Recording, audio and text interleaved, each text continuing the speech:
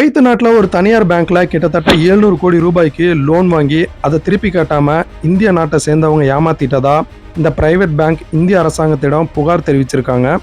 இந்தியாவில் எந்த மாநிலத்தை சேர்ந்தவங்க இந்த ஃபோர்ஜரி பண்ணாங்கங்கிற விவரத்தை பற்றி இந்த வீடியோவில் பார்க்கலாம். அதுக்கு முன்னாடி நம்ம சேனலை சப்ஸ்கிரைப் பண்ணாதவங்க மறக்காமல் சப்ஸ்கிரைப் பண்ணிக்கோங்க.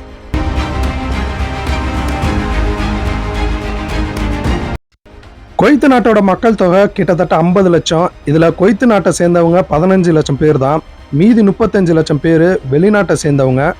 இதில் இந்தியாவை சேர்ந்தவங்க கிட்டத்தட்ட 10 லட்சம் பேர் இருக்காங்க. இதில் அதிகமானவங்க சவுத் இந்தியாவை சேர்ந்தவங்க தான்.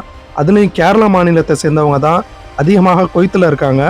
இந்த கேரளா மாநிலத்தை சேர்ந்தவங்க குவைத்தில் restaurant, clinic, private company contract எடுத்து இப்படி நிறைய பிஸ்னஸ் பண்ணுறாங்க. அது மட்டும் இல்லாமல் குவைத்தில் உள்ள கவர்மெண்ட் ஹாஸ்பிட்டல்களில் நிறைய கேரளா நாட்டை சேர்ந்தவங்க டாக்டர், லேப் டெக்னீஷியன், நர்ஸ் இப்படி நிறைய பேர் வேலை செய்கிறாங்க. குவைத் நாட்டில் கிட்டத்தட்ட 24,000 இந்திய நர்ஸுகள் வேலை செய்கிறாங்க. அதில் மெஜாரிட்டியாக மோஸ்ட்லி பார்த்தீங்கன்னா 70லேருந்து 80% பேர் கேரளா நாட்டை சேர்ந்தவங்களாக தான் இருப்பாங்க.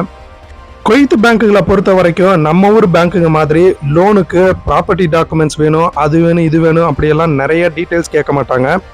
இங்கே நீங்கள் வேலை செய்யக்கூடிய கம்பெனியோட சேலரி சர்டிஃபிகேட் கொண்டு வந்து கொடுத்தா மட்டும் போதும். மோஸ்ட்லி 1 or 2 மந்த்ஸில் கொடுத்துருவாங்க. அதுலேயும் நீங்கள் கவர்மெண்ட் செக்டர்களில் வேலை செஞ்சீங்கன்னா உங்களுக்கு ஈஸியாக லோன் கிடைச்சிடும். லோன் அமௌண்ட் நீங்கள் வாங்கக்கூடிய சம்பளத்தை பொறுத்து 50-60 லட்சத்துலேருந்து 1 கோடி 1.25 கோடி வரைக்கும் கூட பேங்க் லோன் கொடுப்பாங்க.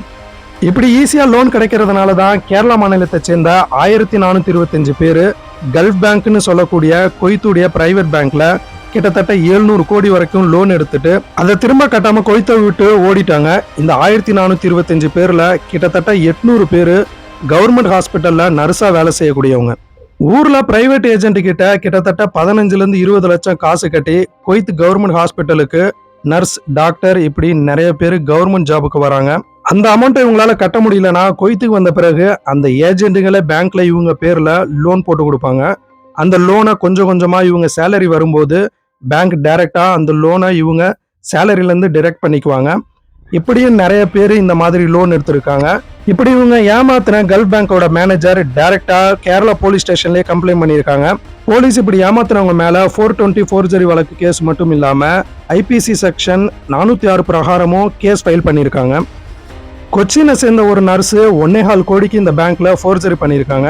இந்த பணத்தை வச்சு கொச்சின்ல ஒரு லக்ஸரி அப்பார்ட்மெண்ட்டே வாங்கியிருக்காங்க.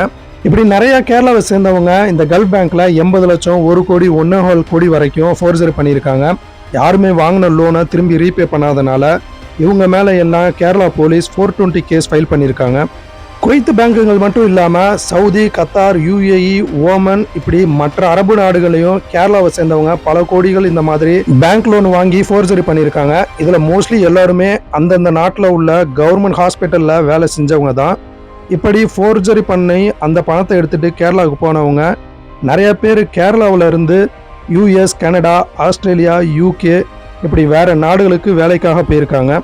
இது மாதிரி லோன் எடுத்து ஏமாத்துறதுனால பேங்க்ல உண்மையா லோன் வாங்கி அதை திரும்பி கொடுக்கணும்னு நினைக்கிறவங்களுக்கும் லோன் இனிமே கிடைக்குமா கிடைக்காதான்னு தெரியல.